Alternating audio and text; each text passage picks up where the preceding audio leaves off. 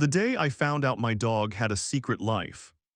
So about 2 years ago, I adopted this golden retriever named Milo. Sweetest dog ever. Loves everyone. Typical golden energy, tail wagging so hard it could knock over a lamp, and trust me, he's destroyed 3 of them already. We live in a quiet neighborhood where a lot of people leave their gates open, and Milo has always been good about staying close to home. I trusted him enough to let him hang out in the front yard sometimes while I worked inside with the window open.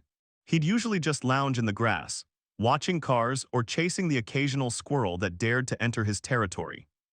Sometimes the mailman would give him treats, which I pretended not to notice because I didn't want to encourage begging. One afternoon in the middle of summer, I was deep into a work project when I realized it had been a little too quiet for a while. Usually I can hear Milo sniffing around or his collar jingling, but there was nothing. I went outside to call him and he wasn't there. Full panic mode activated. I grabbed his leash and started running up and down the street yelling his name like a crazy person. My neighbor Tom stuck his head out his door, probably thinking someone was being murdered. "Lost your dog?" he asked, which were obviously. "Have you seen him?" I asked, trying not to sound as panicked as I felt. Tom shook his head. "Not today, but he usually heads that way on Tuesdays," he said, pointing down the street. About 3 houses down, I saw something that made me stop dead in my tracks. Milo was sitting on someone else's porch, and not just sitting, he was lounging like he owned the place. Head up, tongue out, happy as could be, and next to him, an older woman in a rocking chair feeding him pieces of chicken from a plate. The woman looked up and smiled and said, "Oh, you must be Milo's other family." Other family?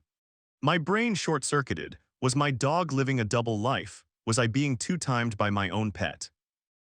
Turn out, for months, Milo had been slipping away whenever I wasn't looking and visiting this woman, Mrs. Patterson. She lived alone, her kids were grown, and apparently Milo had just decided to adopt her. He'd show up every couple of days, sit politely on her porch, and she'd reward him with chicken, scraps, and the occasional bacon strip. "He comes by like clockwork," Mrs. Patterson told me as Milo continued to shamelessly gobble down chicken. "Tuesdays and Fridays around 2 p.m., sometimes Sundays if the weather's nice." I started planning my grocery shopping around his visits. I didn't know whether to laugh or cry. My dog had a literal standing appointment with the neighbor that I didn't even know about.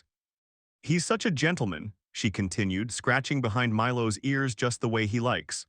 "Always sits at the bottom of the steps until I invite him up, never jumps or makes a mess." I shot Milo a look.